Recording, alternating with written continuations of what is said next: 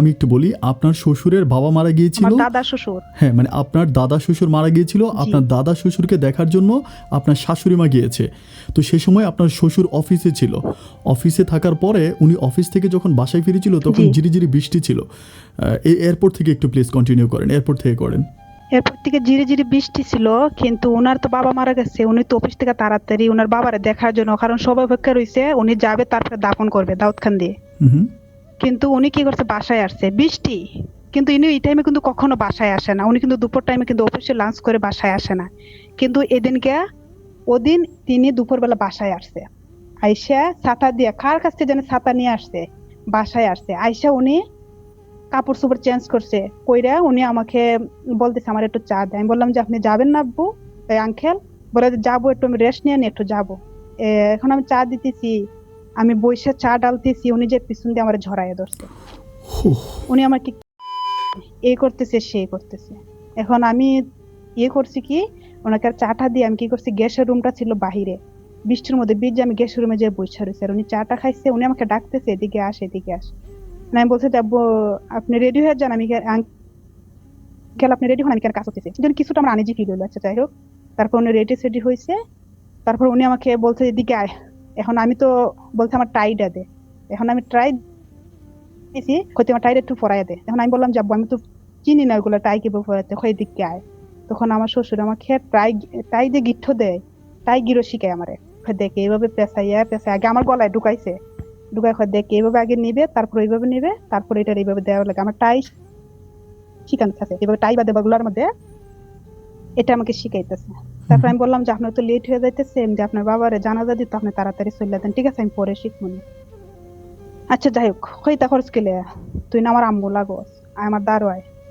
এখন কি করছে, উনি বসে বসে উনি কি করছে, আমি চলে যাইতাম চাই, উনি টান দিয়া ওনার কুলের মধ্যে না বসাইছে আমারে। কুলের মধ্যে বসাইলে উনি ফেটের ভিতরে দাঁত ঢুকাই এমনি জড়াইয়া ধরছে। এরপর আমি যখন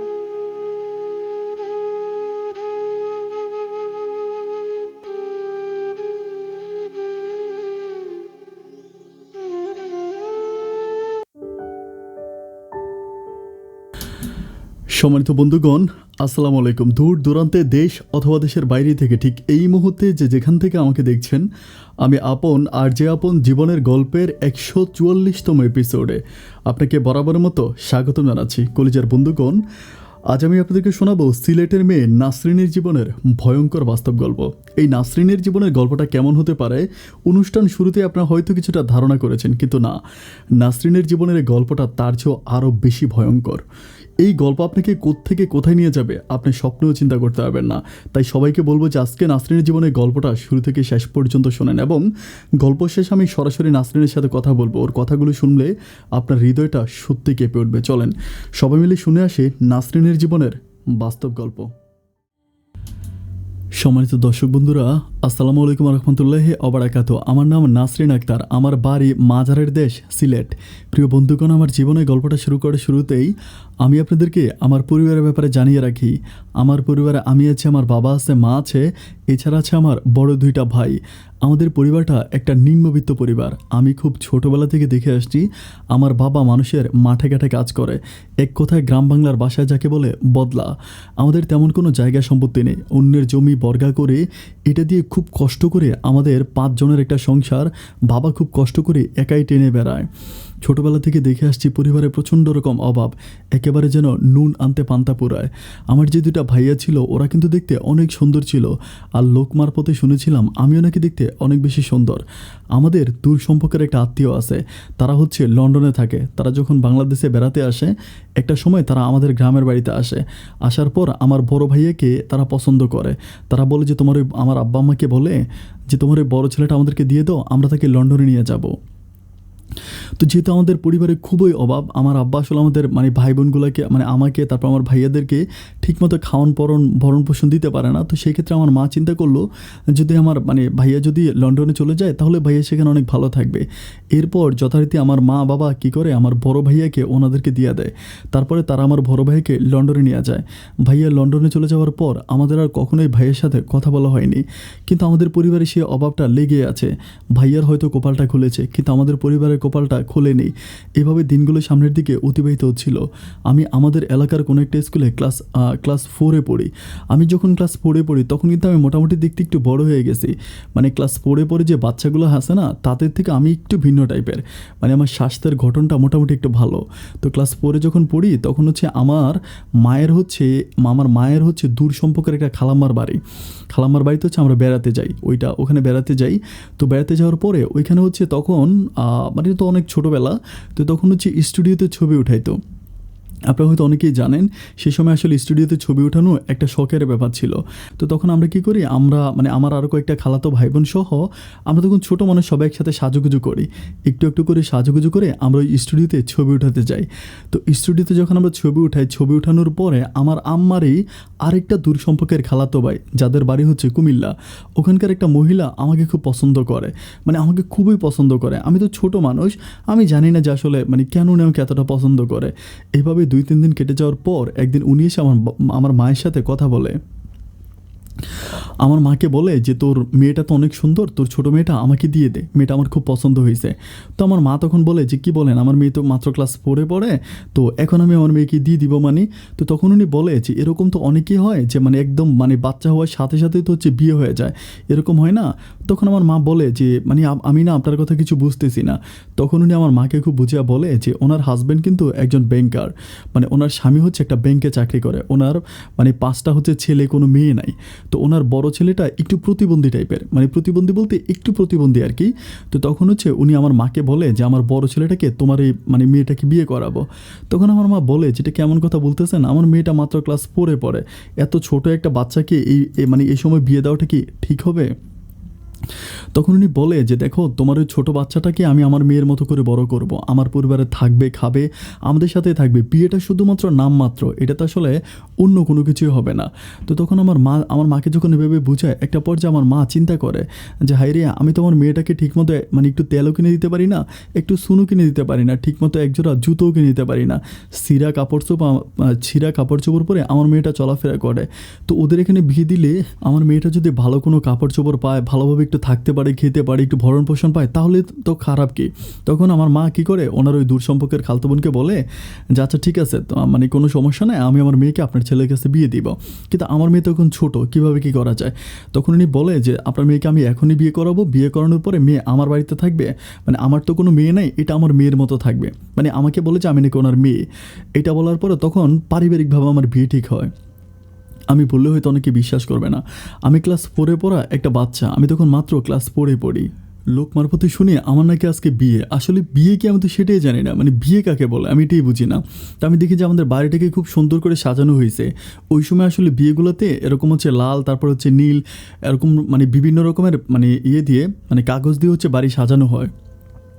তো মানে বাড়ির মধ্যখানে কলা গাছ দিয়ে তারপর হচ্ছে চারদিক থেকে এরকম রশি টেনে বিভিন্ন রকমের মানে কাগজ দিয়ে আমাদের বাড়িটা খুব সুন্দর করে সাজাচ্ছে। আমি তখন প্রচুর পরিমাণে খুশি, আয় আল্লাহ। আমি তখন হাফ প্যান্ট পরি, তো আমি তখন প্রচুর নাচানাচি করতেছি, অনেক মজা করতেছি। তো সবাই আমাকে বলে যে তোর না আজকে বিয়ে, তুই এরকম মানে এরকম কেন করতেছিস। আমি তখন বলি বিয়ে কি, আমি তো বিয়েই বুঝি না। তো তারপরেও সবাই আমাকে কী করে, আমাকে গোসল করে আমাকে মানে ভালো কাপড় চোপড় পরায়। আমাকে যখন ভালো কাপড় চোপড় পরায়, একটা ব্যাপার আমি খুব মানে আমার অবাক হয়ে যায় যে আমার কাছে মনে হয় আমার জন্মের পরে সেদিনে আমি একটু ভালো কাপড় চোপড় পরেছিলাম, মানে যথেষ্ট ভালো কাপড় চোপড়গুলো আমাকে পরায়। তো যাই হোক, এরপরে আমার বিয়ে হয়। মানে বিয়ে হয় বলতে কি, আমি তো আসলে বিয়ে বুঝি না। আমাকে ওরকম করে মানে হুজুর আসে, তারপর আমাকে কবুল বলতে বলে, আমি তখন মানে সবার সামনে হেসে কবুল বলে ফেলি। তো আমি ওইটা কবুল বলে যখন সবাই হাসতেছে, আমি তখন নিজেও হাসতেছি, আমি ওইটা নাচতেছি। মানে আমি তো ছোট্ট মানুষ, কিছুই বুঝি না। তো একটা পর্যায়ে আমার বিয়ে হয়। বিয়ে হবার পরে ওই দিন রাতের বেলায় আমাকে তারা হচ্ছে তাদের বাড়িতে নিয়ে যাবে। তো আমাকে তাদের বাড়িতে নিয়ে যাওয়ার পরে আমি আমার মাকে ছেড়ে যাব না। আমি খুবই কান্না করতেছি যে আমি মাকে নিয়ে যাব। আমি বলি আমার মাকে ছাড়া আমি একটা মুহূর্ত থাকতে পারবো না, আমি আমার মাকে নিয়ে যাব। তো যখন খুব কান্নাকাটি করি, তো সবাই আমাকে বোঝায় যে তোর তো আজকে বিয়ে হয়েছে, অ্যান্ড তোর স্বামীর বাড়িতে মানে তোর স্বামীর বাড়িতে তুই তো থাকবে, তোর মা তো স্বামীর বাড়িতে যাবে নাকি, এরকম করে সবাই আমাকে বোঝায়। আমি তখন বলি যে মানে কিচ্ছু বুঝি না। তখন তারা আমাকে একরকম জোর করে ওই মানে ওনাদের বাড়ি ছিল কুমিল্লাতে নিয়ে যায়। কুমিল্লাতে নিয়ে যায়। তো কুমিল্লাতে নিয়ে যাওয়ার পরে ওনার এখানে আমি দেখি যে 5টা ছেলে। তো উনি কিন্তু আমার মায়ের সাথে আগেই কমিটমেন্ট করে, যেহেতু বলে যে তোমার মেয়েটা যেহেতু অনেক ছোট, ও যখন মানে প্রাপ্তবয়স্ক হলে তবে আমার ছেলের কাছে তাকে থাকতে দিব, আমার ছেলের ঘরে দেবো, এর আগ পর্যন্ত আমি আমার ছেলের কাছে তোমার ওই মেয়েটাকে দিব না, তোমার মেয়েটা আমার সাথে থাকবে। তো যেমন কথা তেমন কাজ, ওনার বাড়িতে যাওয়ার পরে এরপর আমি কী করি, রাতের বেলায় ওনার সাথেই ঘুমাই। তো ওনার যে ছেলেগুলো আছে মানে 5টা ছেলে, ওই 5টা ছেলে মানে পাশের রুমে ঘুমায়, আমরা এক রুমে ঘুমাই। ওরা কিন্তু অনেক বড় লোক, মানে কুমিল্লাতে ওদের কিন্তু অনেক জায়গা টায়গা আছে, মানে কোটবাড়ি এলাকা ওদের। তো কোটবাড়িতে আপনারা যারা কোটবাড়ি গেছেন তারা জানেন ওখানে পলিটেকনিক্যাল আছে। তো পলিটেকনিক্যালের অনেক মানে ছেলেমেয়েরা ওইখানে ভাড়া থাকে, ওদের বাড়িতে ভাড়া থাকে। ওরা অনেকগুলো ঘর হচ্ছে মানে হোস্টেলের মতো বানাই দিছে, ওইখানে অনেকগুলো ছেলে ভাড়া থাকে। তো তারপরে আরেকটা মানে ওদের মানে একেবারে পরিবেশটা অনেক ভালো, অনেক সুন্দর, মানে অনেক টাকা পয়সার মালিক ওরা, এক কথা বলাই চলে। তো যাই হোক, এরপরে আমি রাতের বেলায় ঘুমায় আসি। তো আমি ঘুমাচ্ছিলাম হচ্ছে মানে আমার ওই মায়ের খালাতো বোন, আমি যাকে আন্টি বলে ডাকি। আসলে ওই সময় তো আমি আর মানে তেমন কিছু বুঝি না, শাশুড়ি বা মা, আমি আন্টি বলে ডাকি। আন্টি আর ওনার হাজব্যান্ডকে আমি আঙ্কেল বলে ডাকি। তো তখন মানে উনি আমাকে মানে 2 দিন খুব মেয়ের মতো আদর করে, মানে খুবই আদর করে আমাকে। এভাবে যেতে যেতে তখন উনি আমাকে কী করে, ওরা যখন মানে ওনার শ্বশুর মানে আমার শ্বশুর শাশুড়ি, দ্যাট মিনস আমার আঙ্কেল আন্টি, আমি তখন কিন্তু আঙ্কেল আন্টি সম্বোধন করি। আমার আঙ্কেল আন্টি এক পাশে শোয়, আমাকে আরেক পাশে শোয়ায়। তো আমাকে যখন আরেক পাশে শোয়ায় রাতের বেলায়, আমি খুব খেয়াল করে দেখতে পাই যে আমার আঙ্কেল আমাকে ওনার পাশে নিয়ে আসে, ওনার পাশে এসে উনি আমাকে জড়িয়ে ধরে ঘুমায়। তো এভাবে আমাকে জড়িয়ে ধরে আমিও তো কিছু মনে করি না, যেহেতু ছোটো মানুষ, আমি তো কিছু বলি না।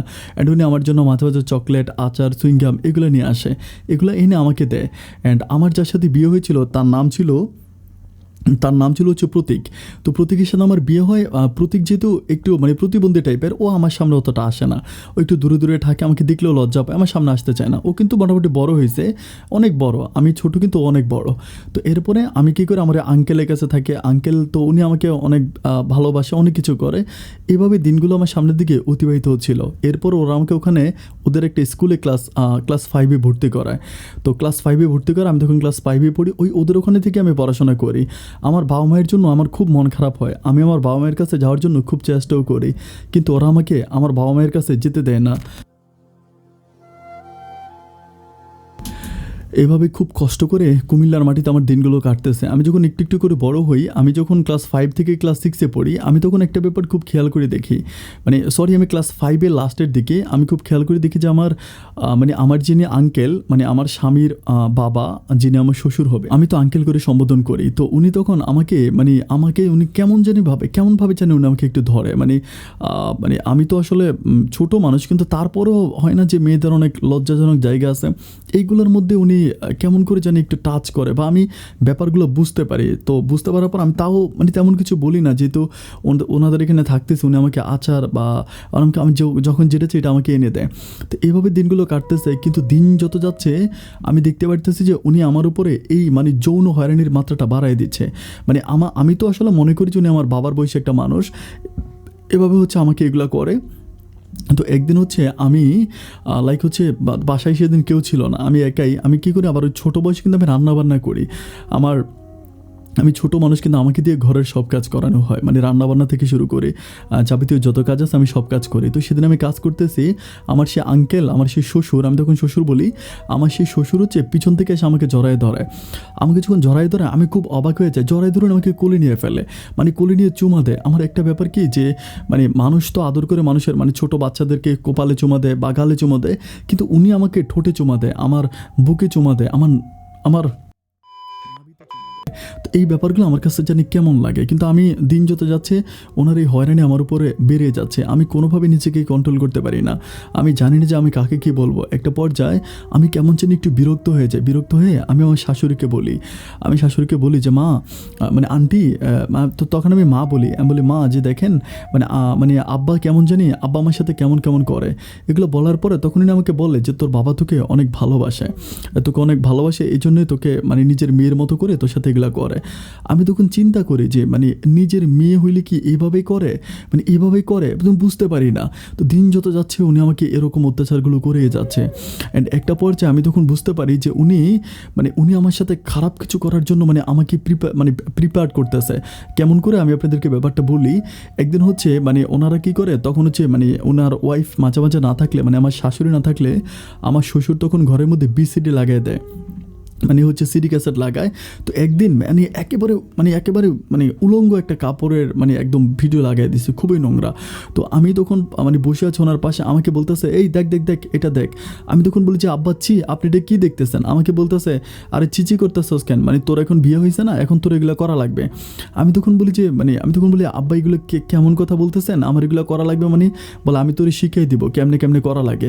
এটা বলে উনি আমাকে জড়ায় ধরে। যখন জড়ায় ধরে আমি দেখতে পারি একেবারে শিয়ালের মতো, কুকুরের মতো উনি আমার শরীরে কামড়াতে থাকে। তখন আমি একরকম লাফ দিয়ে ছোটো মানুষ তো লাথি টাত্তি মেরে কোনো রকম রুম থেকে বের হওয়ার পরে উনি তখন বলে পিছন থেকে আমার দিকে তাকিয়ে থাকে। তো এরপর থেকে আমি ওনাকে দেখলে একটু দূরে দূরে থাকি, আমি ওনার সামনে যাই না, কারণ আমি চিন্তা করি মানুষটা পাইলেই আমাকে চিনিয়ে চিনিয়ে খাবে। তো এইভাবে কতদিন বা চড়াই পাখির মতো আমি ওদের ঘরে থাকবো, কারণ উনি তো আমাকে টার্গেট করে রেখেছে, আমাকে সুযোগ পাইলে উনি এই কাজগুলো করে। আর আমি যদি আমার এই ব্যাপারগুলো কোনোভাবে আমার শাশুড়িকে বলি, আমার শাশুড়ি বলে যে তোমার তো তোর শ্বশুর তোকে অনেক ভালোবাসে, ওনার তো মেয়ে নেই, তোকে নিজের মেয়ের মতো করে নিজের মেয়ের মতো করে, এই জন্য হয়তো তোর সাথে এগুলো করে।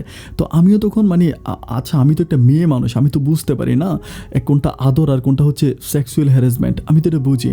এরপর আমি চিন্তা করি যে যাই হোক এইভাবে দিনগুলো কাটতেছে। তো এইভাবে কাটতে কাটতে একদিন হচ্ছে উনি অফিস থেকে আসে, ওনার অফিস থেকে আসার পরে তখন হচ্ছে আচ্ছা আমার শ্বশুরের বাবা আমার হচ্ছে দাদা শ্বশুর মারা গেছিল। তো দাদা শ্বশুর মারা যাওয়ার পরে তো সেদিন হচ্ছে আমার শাশুড়ি চলে গেছে দাদা শ্বশুরকে মাটি দেওয়ার জন্য। তো আমার শ্বশুর কিন্তু যায় না, ওনার বাবা মারা গেছে, উনি কিন্তু ব্যাংকে চাকরি করে, উনি যায় নাই। উনি তখন করে কি বৃষ্টি ছিল বিকালবেলা, বৃষ্টির দিকে উনি ঘরে আসার পরে তো আমি কী করি তখন ওই আমি ঘরে থাকি, উনি আসার পর আমাকে বলে যে কিরে কী করিস? তাই আমি বললাম যে এই তো বসে আছে, বলে এক গ্লাস পানি নিয়ে আয়। তো আমি তখন এক গ্লাস পানি নিয়ে যাই, পানি নিয়ে যাওয়ার পরে উনি তখন আমাকে বলে যে বস, পাশে বস। তো বসে উনি তখন ওই ইয়ের ভিতরে ওরকম খারাপ ইয়েগুলো দেখে। তো আমাকে বলতেছে যে দেখ এগুলা এই মেয়েগুলোর মতো তুই কাপড় পরতে পারবি, এত ছোটো ছোটো কাপড় আইনা দিলে তুই পরবি, আমি যদি তোর কিনা দিই। আমি তখন বলি যে আব্বা এগুলো কী বলেন, আমি এত ছোটো কাপড় পরবো তখন আমার বুকের ভিতরে ধুপধুপ করতে থাকে, আমার সেদিনকার কথা মনে পড়ে। যখন সেদিনকার কথা মনে পড়ে আমি তখন কী করি ওখান থেকে বের হয়ে যাওয়ার জন্য ট্রাই করি। কিন্তু বের হয়ে যাওয়ার সময় আমি খেয়াল করি যে উনি একটা যে দরজা আছে ওই দরজার কাঠের দরজা উপরের ফিটকারি দেওয়া, তো মধ্যের বা নিচের ফিটকারি আমি খুলতে পারি, কিন্তু উপরের ফিটকারি তো আমি খুলতে পারি না, আমি তো আর অত বড় না।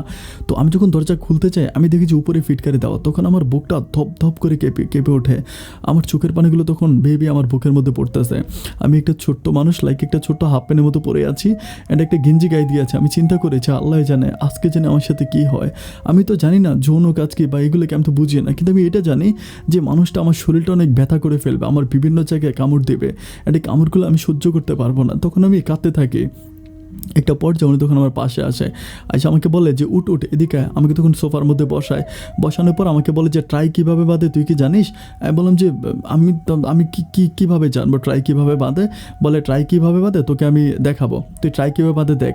তো আমাকে তখন উনি বলে যে প্রথমে ট্রাইটা উনি বাঁধে আমার গলায় দেওয়ার পরে তারপর উনি ট্রাইটা খুলে উনি ওনার গলায় দিয়ে তারপরে আমি তখন বলি যে না আপনি আপনার বাবাকে মাটি দিতে যাবেন না, ওনার বাবা মারা গেছে, ব্যাপারটা একটু বোঝার জন্য ট্রাই করছে। ওনার বাবা মারা গেছে, উনি নিজের বাবাকে মাটি দিতে না গিয়ে উনি আমার সাথে এই কাজগুলো করতেছে। এরপর একটা পর্যায়ে আমি যখন এখান থেকে চলে যাচ্ছিলাম, উনি বুঝতে পারে যে আমি ওনার কাছ থেকে দূরে সরে যাচ্ছি, তখন উনি আমাকে এমনভাবে জড়ায় ওনার কোলের উপর বসায় ফেলে, অ্যান্ড কোলের উপর বসানোর পরে উনি যে আমার সাথে কী করে এটা বলার মতো ভাষা আমার নাই। আমার উপরে প্রায় আধা ঘন্টার মতো মানসিক অত্যাচার আমার উপরে হয়, আমি সহ্য করতে পারি না, আমি হাউ মাউ করে চিল্লাচিল্লি করি, কিন্তু আমার চিৎকারের শব্দ এই 4 দেওয়ালের বাইরে যায় না। একটা সময় সহ্য করতে না পেরে লাথি মেরে কোনো রকম বান্দুয়ারের দরজা দিয়ে আরেকটা যে দরজা ছিল ওই দরজা দিয়ে আমি একেবারে খাটের নিচে ছোট্ট বাচ্চার মতো লুকিয়ে গেলাম।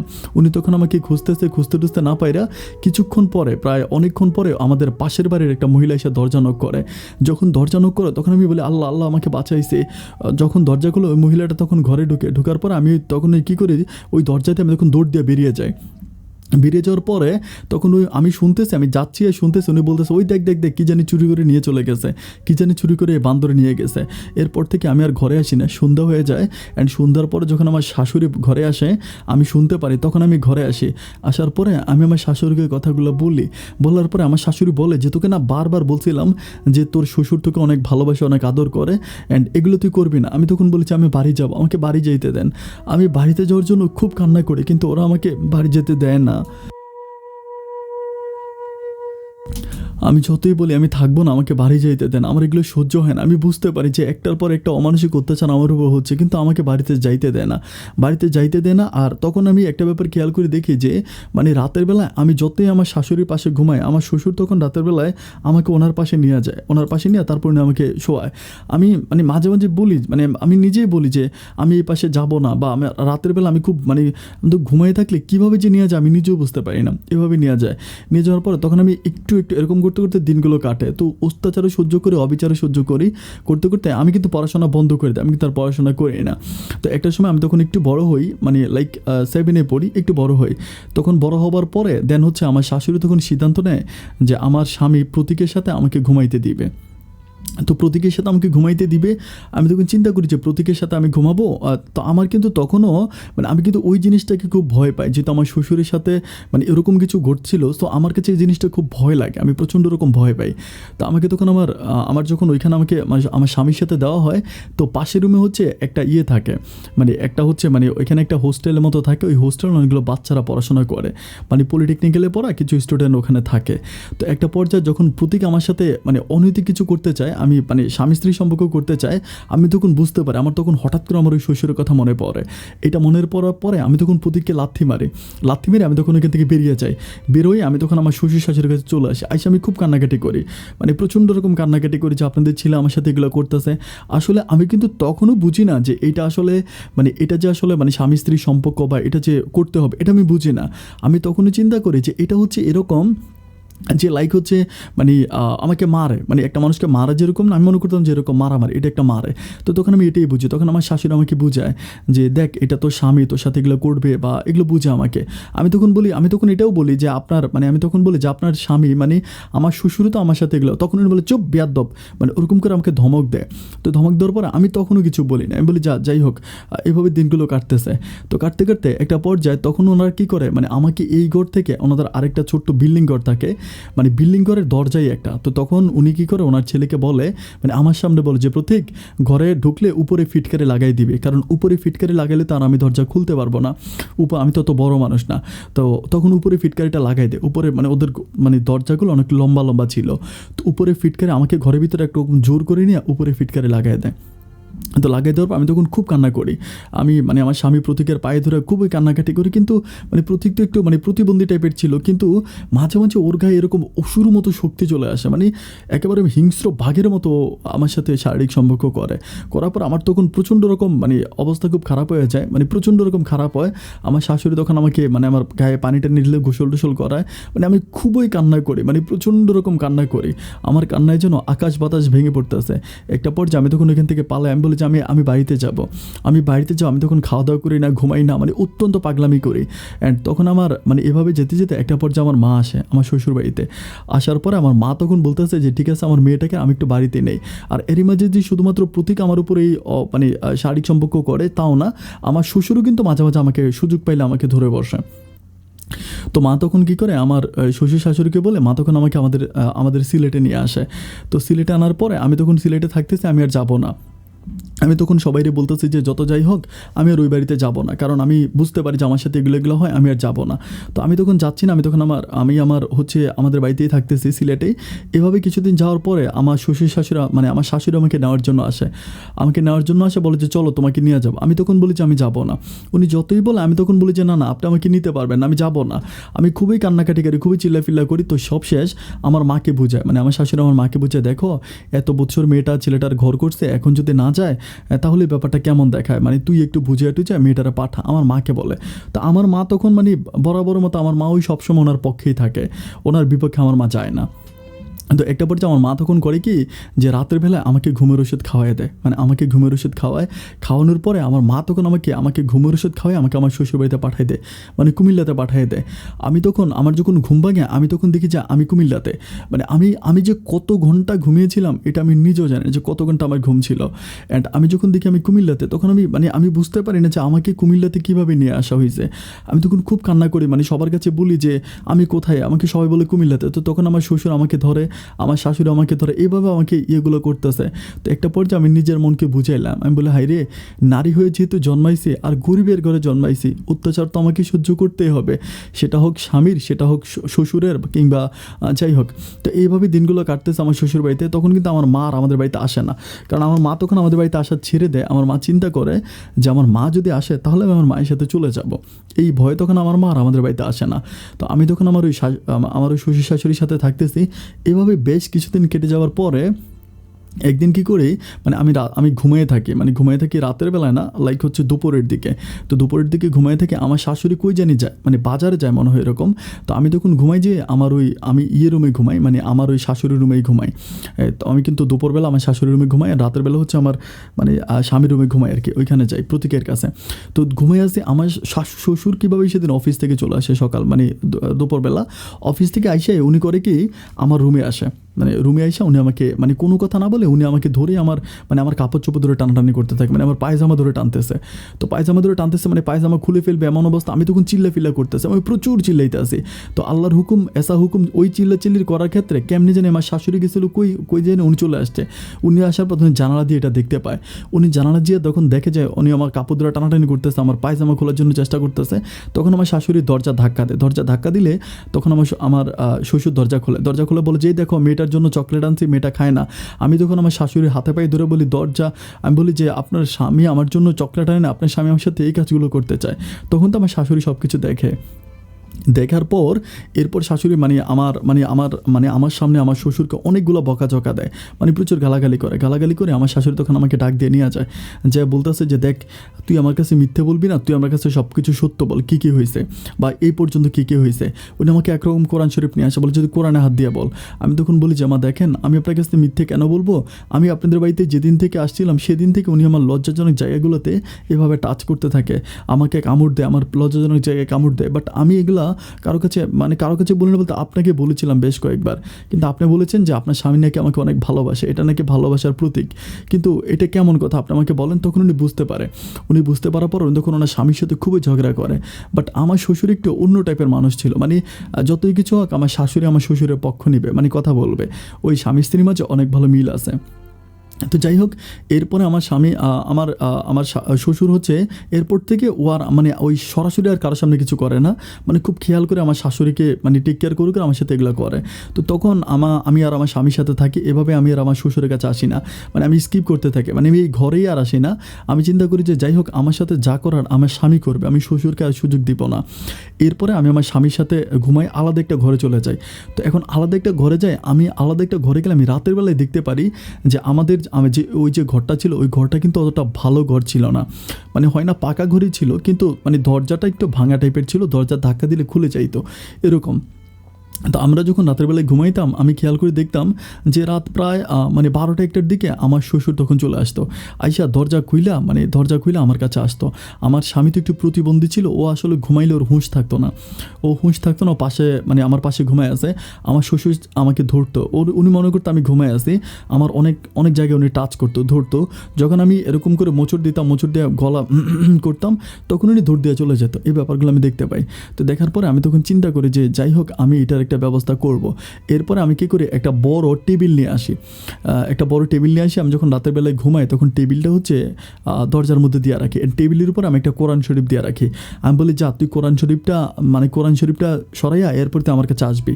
তো যখন আমি এভাবে দিয়ে রাখি, তো টেবিল যখন সরাইতে যায় তখন কিন্তু শব্দ হয়, মানে প্রচুর শব্দ হয়। অ্যান্ড টেবিলটা আমি এমনভাবে রাখি যাতে শব্দ হয়। তো শব্দ হইলে মাঝে মাঝে আমি তখন বলি কে, মানে যখন জোরে কে বলি তখন উনি মানে আর আসে না, উনি বুঝতে পারে।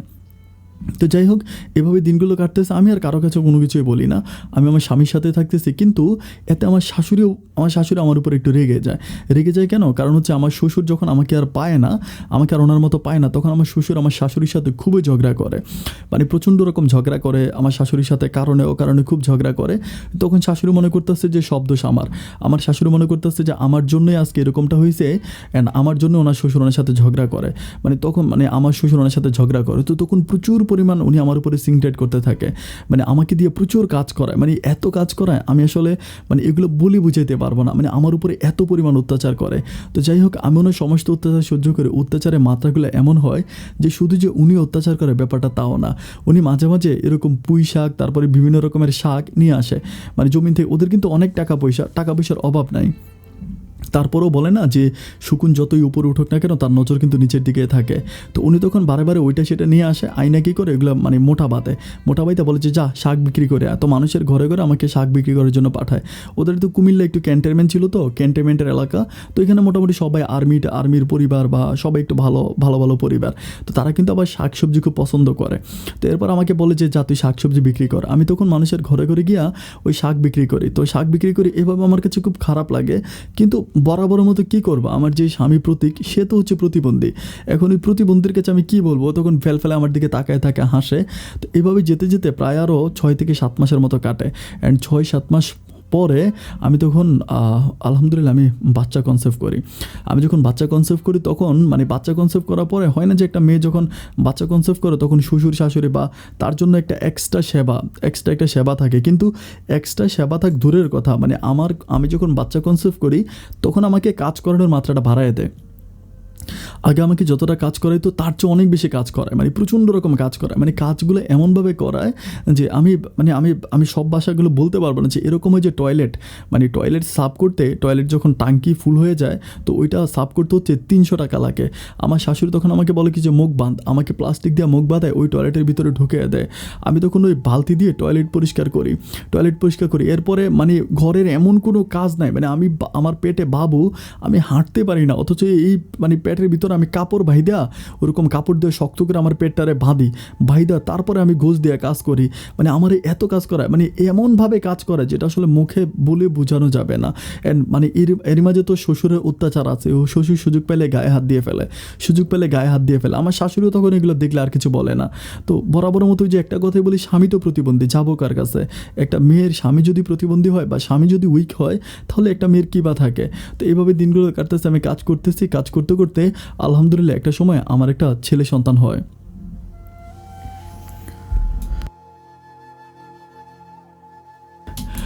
আমার যখন ছেলে সন্তান হয় আলহামদুলিল্লাহ সব কিছু একদম ঠিকঠাক। তো দিনগুলো এভাবে কাটতেছে, আমি তখন ওই পরিবারে থাকতেছি। এখন ছেলেটা হওয়ার পরে একটা ভিন্ন রকম প্রবলেম দেখা দেয়, মানে ভিন্ন রকম প্রবলেম বলতে এরই মাঝে আমার সন্তানটা হওয়ার কিছুদিন পরে আমি যে ঘরে থাকতাম ওই ঘরে দরজা তো ভালো ছিল না বলেছি। রাতের বেলায় মাঝে মাঝে ওই যে পাশের রুমে যে ছেলেগুলো থাকে না, মানে হোস্টেলে যারা পড়ে, ওরা মানে কিছু ছেলে আমাকে টার্গেট করে। ওই যে আমার শ্বশুর মাঝে মাঝে রাতের বেলা আসতো, ওরা দেখতো। এরপর ওরা কী করে, মানে ওই দরজা খুলে আমার ঘরে মাঝে মাঝে আসে। তো যখন আসে আমি তখন ব্যাপারগুলো বুঝতে পারি যে ছেলেগুলো আসে, আমার গায়ে ধরলে আমি তখন মানে লাফ মেরে উঠে যাওয়ার পরে তখন দৌড় দিয়ে চলে যায়, ওরকম করে চলে যায়। তো চলে যাওয়ার পরে আমি তখন আমার শাশুড়ির সাথে কথা বলার পরে আমি বুঝতে পারি যে মানে আমার শাশুড়ি ওই ছেলেগুলোকে কিছুই বলে না। এবং আমার কাছে যেটা মনে হয়, আমি আসলে ব্যাপারটা ক্লিয়ার না যে আমার শাশুড়ি ছেলেগুলোকে আমার ঘরে ঢুকিয়ে দেয়, মানে আমি এটা একদম নিশ্চিত। কারণ আমি দেখি যে শাশুড়ি মা ওনাদের সাথে এমনভাবে কথা বলে ছেলেগুলোর সাথে, আমি বিচার দিই যে ছেলেগুলো আমার গায়ে হাত দিছে বা রাতের বেলা আমার ঘরে ঢুকছে, কিন্তু আমার শাশুড়ি ছেলেগুলোকে কিছুই বলে না। ওরকম করে দিনগুলো কাটতেছে। যাই হোক, আমার ছেলেটা তখন বড় হচ্ছে, আস্তে আস্তে বড় হচ্ছে। এখন সবচেয়ে বড় কথা হচ্ছে ওই ঘরে থাকার মতো আমার আর কোনো স্কোপ নাই, মানে এমন কোনো রাত নাই যে ছেলেগুলো এসে আমারে ধরে না, এরকম করে অত্যাচার করে। তো কিছুদিন পরে আমি তখন আমাদের বাড়িতে যাই। আমাদের বাড়িতে গিয়ে আমি মায়ের কাছে খুব কান্নাকাটি করি। আমার মাকে বলি যে মা গো, এত পরিমাণ অত্যাচার করে আর তো সহ্য করতে পারি না, এখন ছেলে ঢুকে দেয় ঘরের ভিতরে, কি করব? ঘরের নাই কোনো দরজা, নাই কোনো জানালা, নাই কোনো ছাদ, মানে এরকম একটা ঘরের ভিতরে থাকি, তো কি করা যায়?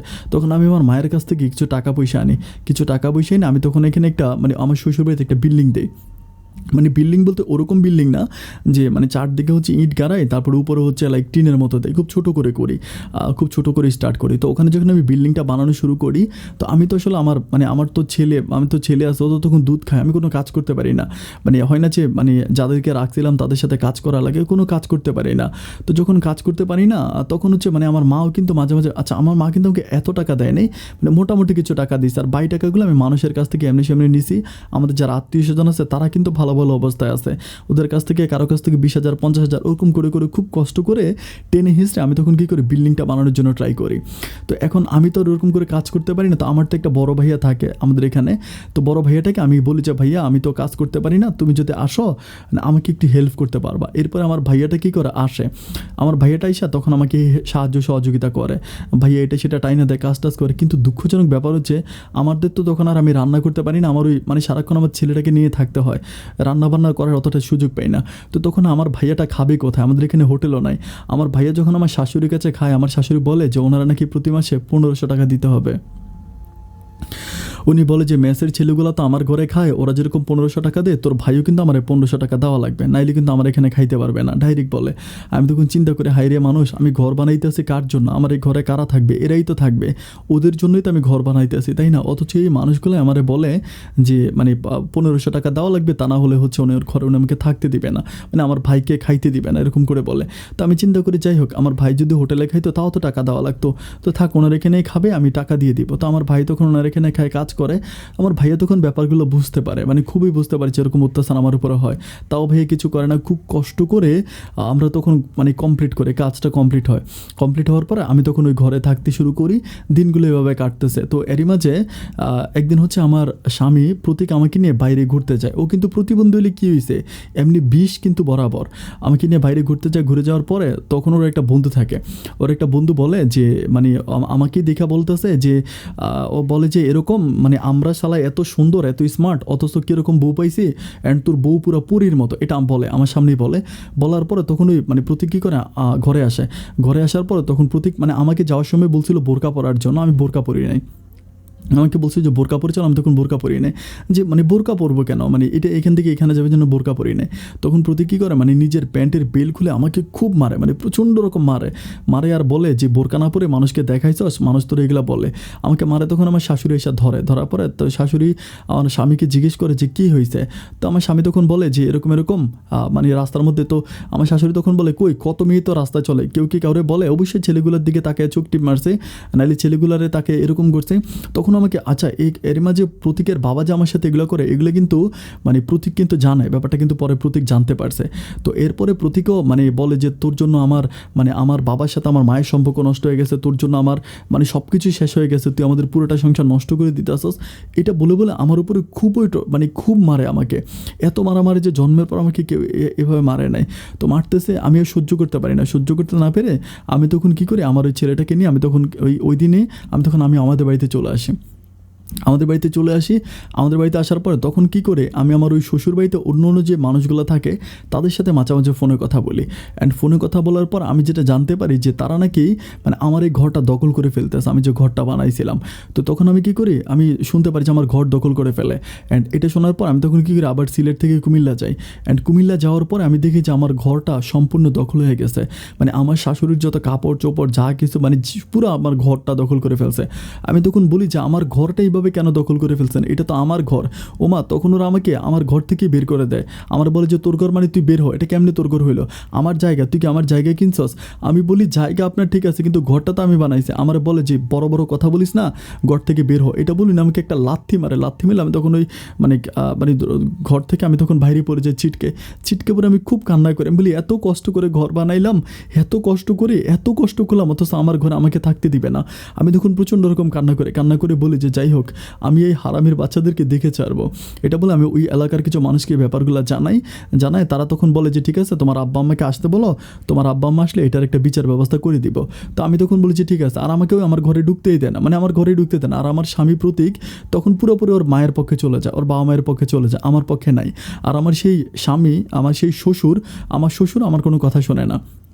তো যাই হোক এরপর আমি তখন ওইখান থেকে চলে আসার পরে বাড়িতে এসে আমার মা তখন খুব বলে যে তোরে এত করে বলছিলাম যে এগুলো করিস না, যেই আসত ভাঙ্গা করেই থাক, ভাঙ্গা করে ভালো, কিন্তু তুই বুঝলি না। আমি তখন আমার মারে বলি যে মা থাকার জন্য তো চেষ্টা করছি কিন্তু থাকতে তো পারি না, ভাঙ্গা করে থাকলেও মানুষ ঢুকে দেয়, কী করবো বলো। তখন কান্নাকাটি করি, এভাবে দিনগুলো কাটতেছে। তো কাটতে আমি তখন ওই এলাকার যত মানে চেয়ারম্যান মেম্বার থেকে শুরু করে মানে কুমিল্লার ওই কোটবাড়ি এলাকার সবাইরে বলি যে আমার সাথে এগুলো ঘটতেছে, আমার সাথে এগুলো করছে। তো বলার পরে সবাই তখন বলে যে ঠিক আছে একটা দরবার হবে। তো দরবারের সময় আমরা তখন আমাদের এখান থেকে আমি যাই না, আমার ভাই, আমার বাবা, তারপর আমার মা, এরকম সবাই মিলে যায়। যাওয়ার পর ওইখানে দরবার হয়। তো দরবারের ভিতরে মানে ওদেরকে সব কিছু জিজ্ঞেস করে তারপর বলে আমাকে নিয়ে যাওয়ার জন্য, আমাকে নিতে বলে। তো ওই দিন বলে যে ঠিক আছে, এর পরের দিন হচ্ছে আবার দরবার বসবে, আমাকে নিবে। তো আমাকে যখন নিয়ে যাবে ওই দিন রাতের বেলায়, মানে আমাকে যেদিন নিয়ে যাবে মানে পরের দিনের, মানে যেদিন দরবার হয়েছে ওই দিন রাতের বেলায় আমার শাশুড়ি আর আমার খালা শাশুড়ি দুজন আমাদের বাড়িতে চলে আসে রাত 3টা বাজে। রাত 3টা বাজে তখন দরজা নক করে। আমি বলি কিরে, দরজা খুলে দেখি যে আমার শাশুড়ি আর আমার হচ্ছে আমার মানে খালা শাশুড়ি। আমি তাদেরকে দেখে অবাক হয়ে, যে রাত 3টা বাজে। তখন তারা এসে আমাকে হাতে পায়ে চাইপা ধরে। আমার হাতে পায়ে চাইপা আমার শাশুড়ি বলতেছে, মারে তুই আমার মান সম্মানটা নষ্ট করিস না, তুই মানুষের কাছে বলিস না যে তোর শ্বশুর তোর সাথে কী করছে। বা মানে আমাকে এমনভাবে বুঝায়, মানে এমনভাবে ধরে বলতেছে যে তুই মানে আমাকে এভাবে বলে। তো আমি বলে আমার ওই খালা শাশুড়িও আমাকে বলে। সবাই বলার পর তো বলতেছে যে তুই কাউরে কিছু বলিস না, তুই বলবি যে সব সমাধা হয়ে গেছে, সব সমাধা হয়ে গেছে, এটা বলবি। আমি তখন বলি যে না, আমার তো কিছু সমাধা হয় না, আমি মিথ্যে কেন বলবো। ওরা আমাকে খুব বোঝায়, মানে বোঝানোর পর আমি তখন চিন্তা করি যে যাই হোক, আমি আর কোনো কিছু বলবো না। তো আমার শাশুড়ি যেহেতু আমার কাছে মাপটাপ চায়, তো মাপটাপ চাওয়ার পর আমি তখন সব কিছু মেনে নিই। কিন্তু আমি ওদের বাড়িতে আর যাই না। তখন প্রতীক আমাদের বাড়িতে আসে, আমি ওদের বাড়িতে যাই না। তো প্রতীক আমাদের বাড়িতে আসে। এভাবে যেতে যেতে আমি আবারও বাচ্চা কনসেপ্ট করি। এবার যখন বাচ্চা পেটে আসে, তখন আমি চিন্তা করি যে এখন আমি কোথায় থাকবো।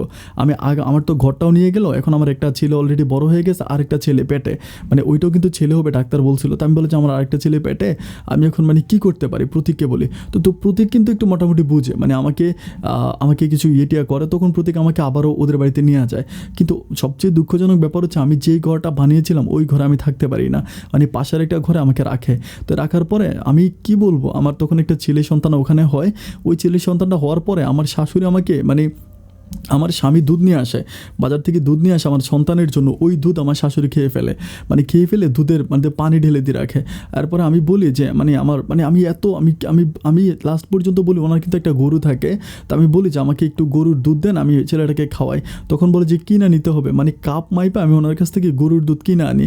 তো আমার স্বামী যে দুধ আনে ওই দুধ উনি খেয়ে ফেলে, মানে আমাদের ঘর থেকে উনি নিয়ে খেয়ে ফেলে, মানে জোর করে নিয়ে চলে যায়, চোখের সামনে জোর করে নিয়ে যায়। কিছু বলতেও পারি না, মানে কিছু বললে আবার উল্টা আমারে মারতে আসে।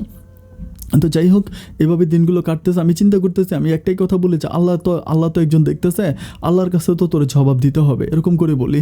কিন্তু দেখতেছি যে না, মানে ওই যে আমি আগে তো মানুষের কাছে, দরবারীদের কাছে বলেই দিলাম যে আমার উপরে কিছু হয় না, আমি ভালো আছি বা সমাধা হয়ে গেছে। এখন আর ওই দরবারি মানুষগুলো আমাদের কাছে আসতেছে না, দরবারি কেউ আর আমাদের কাছে আসতেছে না। তো এটা বলার পরে তখন ওইটা নিয়ে একদিন আমি আমার শাশুড়ির সাথে খুবই ঝগড়া করি, এরকম দুধ নিয়ে, মানে আমার সন্তানের দুধ যখন নেওয়া যায়। ঝগড়া করার পরে তখন আমার শ্বশুর আর শাশুড়ি দুজনে মিলে আসে আমাকে মারে, মানে আমাকে এত মাইরা আমার বলতেছে তোরা এখন ঘরের ভিতরে মাইরা ফেলার মতো কাগজে সিগনেচার কর। আমি তখন বলি যে কিসের কাগজে সিগনেচার করবো, বলে এখানে পেপারে সিগনেচার কর, যে সাদা কাগজে সিগনেচার কর। আমি বলি কেন? তখন তারা আমাকে মাইরা সাদা কাগজে সিগনেচার নেওয়ার পরে আমি তখন ভয়ে আমার ওই 2টা সন্তানকে নিয়ে আমি ওই দিনে হচ্ছে আমার শ্বশুরবাড়ি থেকে আমি আমাদের বাড়িতে চলে আসি, মানে সিলেটে আসার পর তখন আমি আমার আব্বাকে বলি যে থানাতে গিয়ে মামলা করার জন্য। আমার আব্বা তখন থানাতে গিয়ে মামলা করার জন্য প্রস্তুতি নেয়, যে থানাতে মামলা করবি, এই ব্যাপারগুলো কীভাবে যেন আমার শ্বশুর শাশুড়ির কানে চলে যায়। যাওয়ার পরে এর থেকে 3-4 দিন পর আমার শাশুড়ি আমাদের বাড়িতে আসে। আইসা আমার মাকে, মানে আমাকে আগে বিয়ে করানোর সময় যেভাবে আমার মায়ের সাথে কথা বলেছে সেমভাবে আমার মাকে বুঝে বলে যে দেখ, মানে আমি তো তোর বোন, এরকম করে আমার মাকে এমনভাবে বুঝে বলে, আমার মাকে এমনভাবে ধরে, আমার মা কোনো কথাই বলতে পারে না। মা তখন বলে যে তখন ওনাদের কথা রাজি হয়ে যায়, আবারও রাজি হয়ে যায়। তখন আমাকে বলে যে তুই কবে যাবে, আমাকে বলে যে তুই কবে যাবে, আমাকে এটা বলে। আমি তখন বলি যে মানে আমি কেন যাবো, পরে তুই যাবে, ডেট দে। তাই আমি বলি আচ্ছা ঠিক আছে, আমি কালকের পরের দিন যাবো আপনাদের বাড়িতে, এটা বলি। তো উনি যখন চলে যায়, ওই দিনে আমাদের শ্বশুরবাড়ি থেকে একটা মেয়ে আমাকে ফোন করে বলে বোন রে, তুই তো শ্বশুরবাড়িতে আসিস না, কুমিল্লা থেকে বলে। আমি তখন বলি যে কেন? বলে যে তুই তো শ্বশুরবাড়িতে আসিস না, তুই যদি তোর শ্বশুরবাড়িতে আসিস এবার কিন্তু তোর মাইরে ফালাইবো। আমি বলি কেমনে মারবো? বলে যে তারা তোরে মারার লাগে একদম সর্বোপরি প্রস্তুতি নিয়ে আনিছে, ওই যদি কাগজে সিগনেচার করছিস এবার আসলে তোরা মাইরা ফালবো। এটা বলার পরে আমি তখন আর ওদের বাড়িতে যাই না গিয়ে আমি তখন বুঝতে পারি যে হ্যাঁ, ওদের মন মানসিকতা দেখার এবার আমার মারতেই পারে, যেহেতু আমার স্বামী প্রতিবন্ধী, ও তো কিছু করতেই পারে না। একটা পর্যায়ে আমরা থানাতে মামলা করার পরে তখন ওই থানা থেকে যদি ওদেরকে প্রেশার দেওয়া হয়, চেয়ারম্যান মেম্বারকে ফোন করা হয়, তখন খুব বড় করে কুমিল্লাতে একটা দরবার হয়। ওই দরবারের ভিতরে আমি তখন সমস্ত কথা তুলে ধরি। আমার শ্বশুর আমার সাথে কী কী করেছে, আমার স্বামী কী কী করেছে, আমার সাথে হোস্টেলের ছেলেগুলো কী করছে, আমার শাশুড়ি আমাকে দিয়ে কী করাইছে, আমি তখন A to Z সব কিছু বলি। সব কিছু বলার পরে তখন মানে এত কিছু হওয়ার পর আমার যেই দেবরগুলো ছিল, দেবরগুলো মানে ছুরি নিয়ে গেছে আমার মানে দরবারের মানুষের সামনে আমার হচ্ছে শ্বশুরকে মারার জন্য। তারপরে মানে এত পরিমাণ কান্নাকাটি পুরো পরিবারে।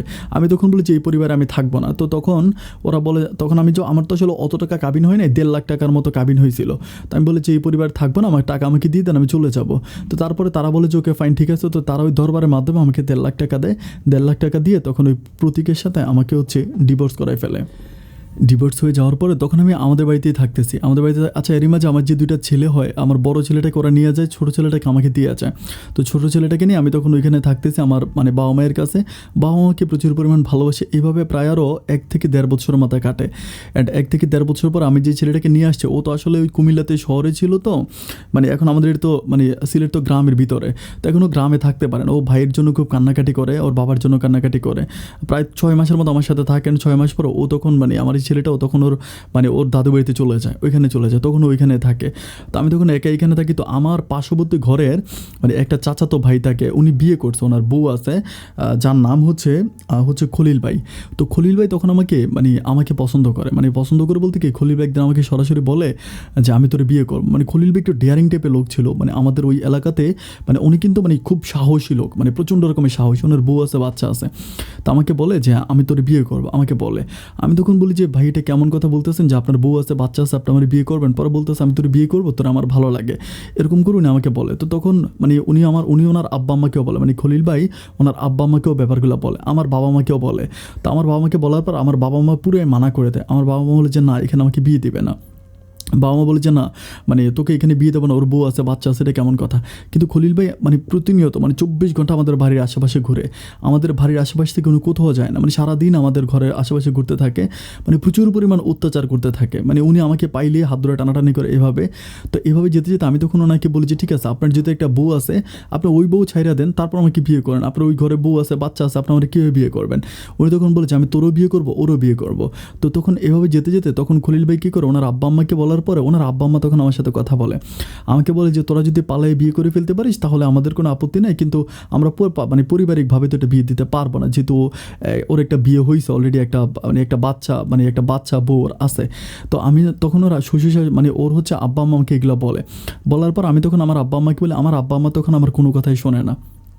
আর তারা আমার কোনো কথাই শোনে না, বলে যে না না না, এটা হতে পারে না। এইভাবে দিনগুলো যাচ্ছে, কিন্তু উনি আমাকে মানে যেখানেই পায় এখানে আমার সাথে মানে করতে থাকে। এভাবে যখন প্রতিনিয়ত একটা মানুষ আসলে এইভাবে বিরক্ত করতে থাকে, এটা একটা পর্যায়ে আমি তখন তার উপর দুর্বল হয়ে যাই। তো যখন দুর্বল হয়ে যাওয়ার পরে উনি তখন মানে আমাদের এখানে সিলেটে একটা চায়ের বাগান আছে আমাদের বাড়ির পাশে, বলতে একটু দূরে, খুব সুন্দর একটা মানে দর্শনীয় চায়ের বাগান। ওই চায়ের বাগানে গিয়ে উনি একদিন আমাকে ফোন করে বলে যে এখানে আসছিলাম, একটু আসো। খুব মানে আমি বললাম কেন? বলে আসো। তখন আমি আমার আব্বা আম্মাকে কিছু না বলে আমি তো গোপনে আমি ওইখান থেকে হচ্ছে সরাসরি ওই চায়ের বাগানে যাই। অ্যান্ড চা বাগানে যাওয়ার পরে উনি তখন দেখতে পাই যে ওনার পাশে আরও 2টা বন্ধু থাকে, ওনার বন্ধু মানে খলিল ভাইয়ের বন্ধু, আমাকে বলতেছে যে চল তোকে বিয়ে করবো, এটা বলে।